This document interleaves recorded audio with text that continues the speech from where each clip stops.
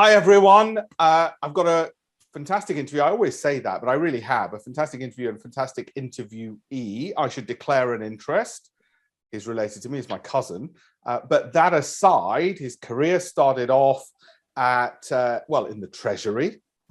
And that took him to Europe and all the rest of it. And then there's Goldman Sachs thrown in there, and there's Swift thrown in there as well. So I want to introduce you all to Vikesh Patel.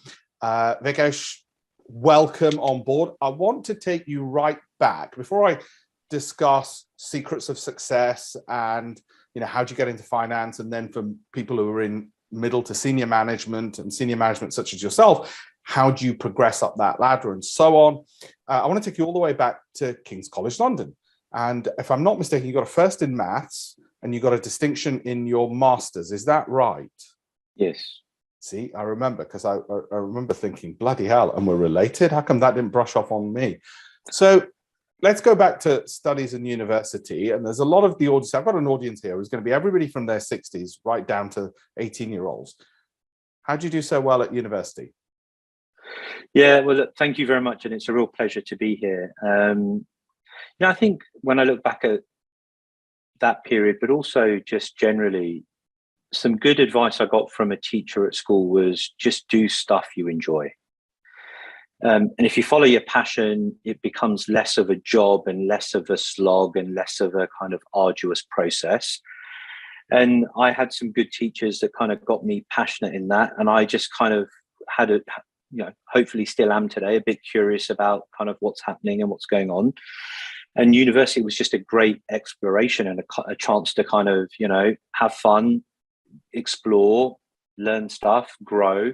And so, the kind of, I didn't go into it thinking, right, I need to do this to get there. It was very much, what do I enjoy? And just play to that a bit. And that's fantastic advice. And I think it's often underestimated by people how important that is, that it just gives you that edge when you enjoy it. And I mean, most people will say, you enjoyed maths that much? But clearly you did. Now that took you then to the Treasury, Her Majesty's Treasury. Yeah. How was that? How's working in government? Would you recommend it as a career? What do you think about working as in the civil service? And would you think it more of a stepping stone? And also, how do you break into it for our audience? How do you break into it? Yeah, I mean, I loved my time in the civil service. And, it is one of those periods where I came out of university. You get a fantastic exposure to a range of different skills. One day you could be writing a policy paper that would be going to your boss, who would then end up with a minister. The other day you could be doing a more medium-term project that's looking at trends, analysis, and what that may mean in terms of public spending or kind of fiscal policy, or if you're in another department, your policy domain. So it's deeply rewarding. It's there. You can see the impact straight away. It's a fantastic kind of grounding in just being able to write well, to communicate well, to analyze data well. And how did I get in? Well, I was kind of fascinated with the budget, right? As being nerdy as I am, probably as nerdy as you are, actually, in many respects. No. You get the prize on. Yeah, I haven't got a distinction in a master's in maths, mate. Yeah, well, we'll debate that another time. But I used to love watching the budget. I used to love watching the theatre of it. I used to love the kind of red box and all of that, and kind of seeing kind of what it was around. And so the opportunity came up to do a kind of summer internship with the Treasury, looking at the health review. So at the time, the Treasury had commissioned Derek Wanless to look at how much they would spend. And I was doing some number crunching and data analysis. And after that, they asked me to kind of, would I be interested in joining full time after I finished? Yeah, did some testing that you need to do, as most organizations do. And kind of was offered the role, and kind of never really looked back. I mean, some of the best years I've had, and kind of still look back and use a lot of the learning that I got there. So you'd recommend it as for you as a stepping stone before you went to the private sector, for the training and the skills. You'd recommend it as a career to look at. Yeah, I would. I mean, I still have many close friends who are very successful and still in the civil service. I think my stepping stone into the private sector came, I'm sure we'll touch on it in a minute, but as a career, whether you want to have longevity there's tons of opportunities to rotate between departments, to move into different areas, to have postings abroad if you so choose. So it's a really, really good career. And for those who kind of, want to pursue other things, I mean, I think, the civil service do also encourage secondments into the private sector with a view that people can get some experience and come back and actually, bring that into their day-to-day work. So there's lots of different paths that you can kind of hop in and out of.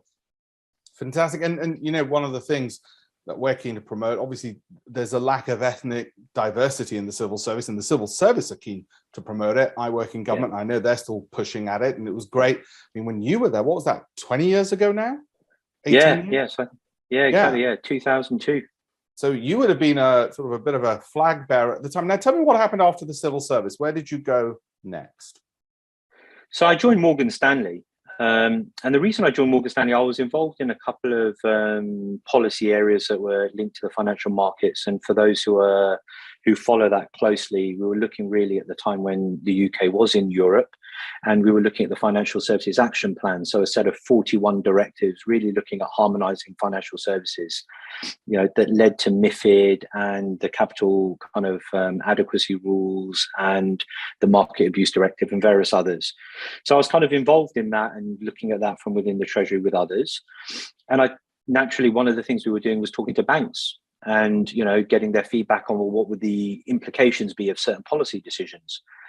And Morgan Stanley were one of a number of banks who kind of, were part of a group who were giving us some advice on market impact. And they asked me if I'd kind of go and join their government relations team, look at helping them figure out and look at their regulatory footprint in Europe. So that was my stepping stone into Morgan Stanley. And I did that role for a couple of years. And I kind of felt that actually I'm in a bank and I'm doing policy work in a bank, which is valuable, and I was learning, but actually should probably learn what a bank does. And so kind of, with support from people internally, went in and looked at worked in a strategy team looking at our kind of post-trade strategy. So what were we doing after trade execution with clearing of trades, with the settlement of trades? How efficient could we make it? Where should we be looking at industry consortiums? And that really got me into the heart of how the bank was kind of operating and looking and working. So 2 steps there. One, a relatively comfortable one, civil public sector to private sector. And then one that was kind of supported by those internally to kind of say, well, we'll support you to kind of look at kind of, these areas. And that sort of interface between government and the corporate world, that seems to be increasing. I mean, we think of people like Nick Clegg, yes, moving from being deputy prime minister to having that government liaison role at Facebook and on gazillions, far more than, yes, he would have earned in government, of course. Well, indeed. And it opens up doors, and it's often a route people don't think about, which is, the route you've taken, which is civil service, get phenomenal training, and then be even more attractive to the private sector because you're used to dealing with government, and the government can, obviously, it's a very important partner to have. So you had all that skill, you had all that knowledge, and then you had the best of both worlds, because then you got the Morgan Stanley stuff. What came after that? And also, what put you in a position, other than being good at what you do, what put you in a position to get noticed, to get promoted? What advice would you give people if you were saying, here are my top tips of what you should do to move up as you've done?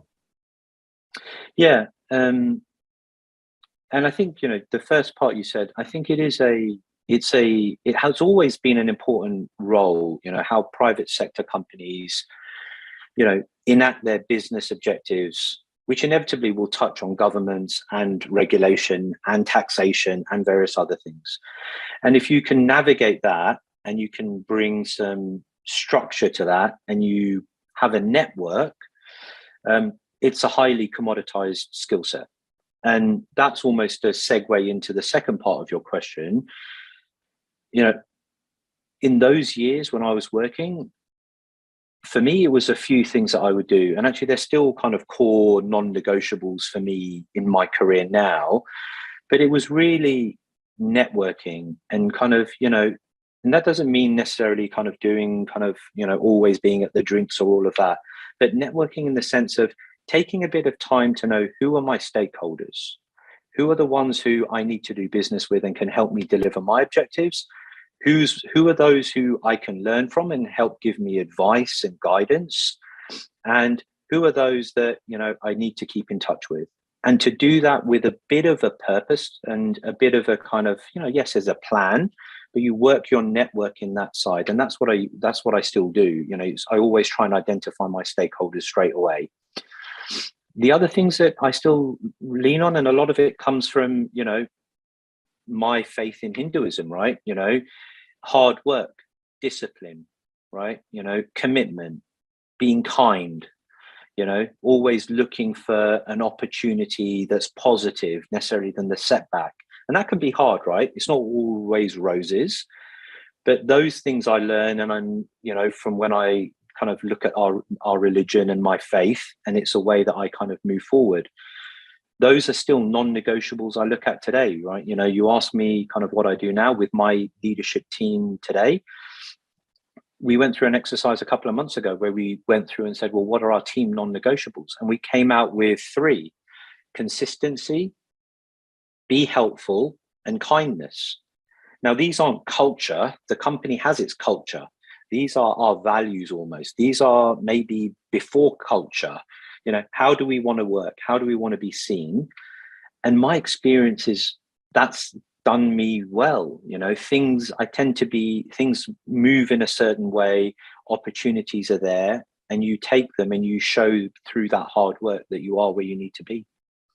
Well, I'm glad you brought faith into it, because you're on our advisory board, and thank you for City Hindus Network, which is people who happen to be Hindu and also involved in the city. And I think you've explained it incredibly well, how to put faith and the city or finance together in terms of personal views. You've also explained how you've done that as a leader within your profession. Now, getting to that stage of leadership that you're in now, you're very senior at Swift. Take me from Morgan Stanley to Swift, and what were the decision-making processes? And again, what would be your advice to people who now, are a bit more senior and are looking at those more senior jumps up, the ones that you made in the more recent parts of your career? Yeah, and I think, so, from Morgan Stanley, there was a couple of stops along the way. I did some time at Goldman Sachs, doing a similar role to Morgan Stanley on strategy, but globally. And then I did a stint at the London Stock Exchange, where I worked for London Clearing House. I was a COO for Pan-European equity and repo clearing. And the move from there to Swift was very much a couple of things. One was I was looking for a role, not actively, but a role came up, and it was with Swift. Now, Swift is a community-owned organization, and I really felt actually I wanted to give something back, and the ethos of the company was very much in line with kind of, where I was, serving the good of the market, really led by the community and trying to do good and bring scalable solutions to the market. In leadership terms, I think what I try and do, and what's served me well, is really to think about being of service, right? And, I know there are, as you just mentioned, there are some, there'll be people listening who are Hindus here. The religion talks about service in everything it does. And service can mean doing the right thing for my team, helping my boss, thinking about courage, and putting my voice out when I think actually that doesn't feel right, or really going and supporting a decision once it's been made. For those who aren't necessarily of Hindu faith, the military, Sandhurst, for example, their motto is serve to lead, right? And it's there in terms of military leadership as well. This concept that if you think outside of self, you look for the good for either your client, your community, your, whatever it may be, and you try and do the next right thing. That has been for me the single biggest thing that stood the test of leadership time, right? You can be very, you can move with decisions in front of you, And those can, if they're isolated decisions, be right or wrong. Whereas actually, if you're moving with a purpose, moving with a set of values, and trying to be of service, that for me is kind of what I always rely and fall back on. Yeah, and put another way, it could be being of value. Often in secular terms, it's put as just be valuable. See, very often people focus on qualifications and, getting, ticking the boxes of the certificate. How much more important would you say the softer skills are? Obviously, it's not an either or. Now, you've mentioned the softer skills of being of service, being of value. Which are the other ones you would advise the people watching this who are not as high up in their career as you are, that they really should work on? Which are the ones which you'd say, you know what, these are really right up there, that you need to, beyond value and service, that you need to focus on? Yeah, it's a good question. So what I would say is, I got a piece of advice early on in my career, which was, play to your strengths and know the areas that you need help and that aren't your strengths. So be self-reflective.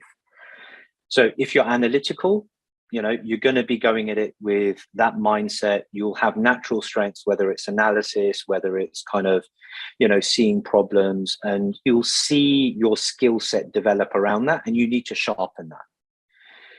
If another area is something that or you've had feedback that actually doesn't have to be a development area or a problem, but you're not as strong at, well, I think it's okay to acknowledge that you're not okay with that, and that you can try and sharpen that as you need. But there's diminishing returns on that. So actually, for me, it was kind of, how do I use people around me to help me grow there and to help augment kind of a gap I may have? And what do I bring to them in terms of analysis or being able to see a problem or being able to write? And then how do I move forward? I think we can get too hung up with, right, you're either good at something or bad at something. Well, the analysis is important, but what you do with that analysis is even more important, right? You don't need to be hung up that, right, I'm never going to be able to speak on a panel.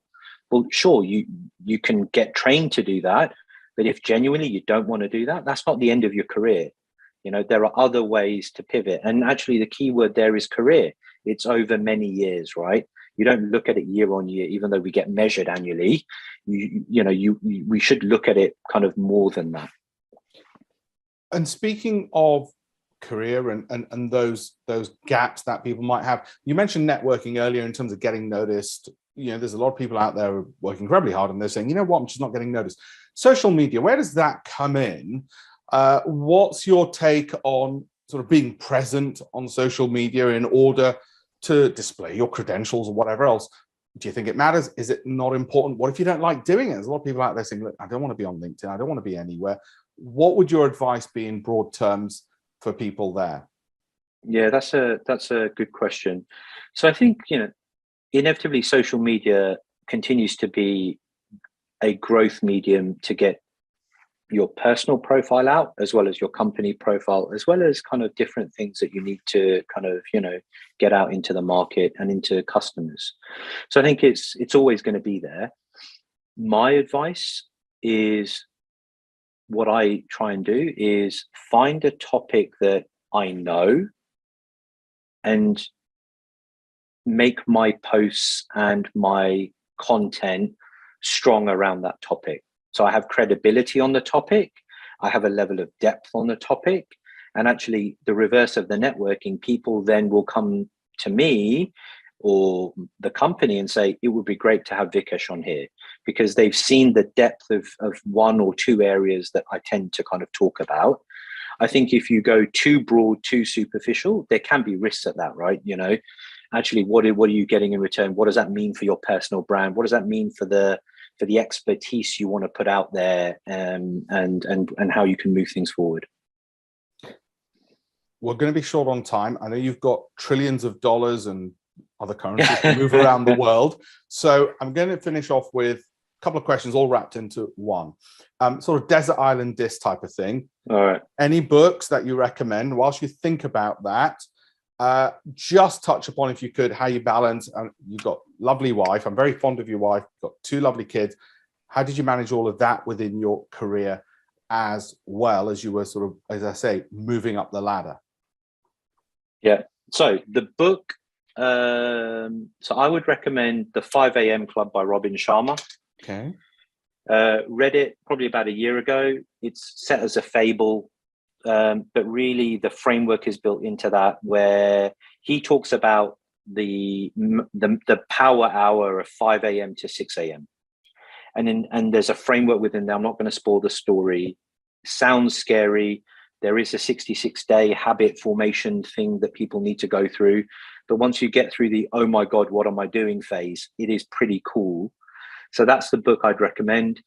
Balance is an interesting one. I think for me, balance is around two things: taking the opportunities when they come up, and using technology. Now, what do I mean by that? There will be opportunities where, before this interview, and we were talking, my daughter did something downstairs on a wall that involves some soap. Now, if I'm all present, that can be a great moment. It can be a stressful moment, but still a great moment. When I'm working, I try and stay present and be present in that. And technology, video calling on your mobile, being accessible somewhere else, makes it a lot more acceptable. And the pandemic has amplified that we will be working in different locations in different ways.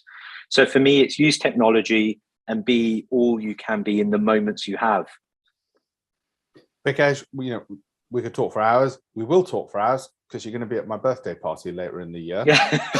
That's a whole separate issue. Okay. And everybody on this video is not invited to that. It's select few, such as your good self. Thank you again for being on the CHN advisory board. Thank you for doing this. Like I said, I know there's a million other things. There'll be lots and lots of questions that the audience will have. Hopefully they'll put it into the various social media comment sections and we'll be able to answer them going forward ad hoc. But for the moment, I know your employer calls and the world calls in terms of, that money's not going to go around sloshing around the world by itself. So I'm going to let you get back to Swift, and thank you once again for thank you agreeing to do this.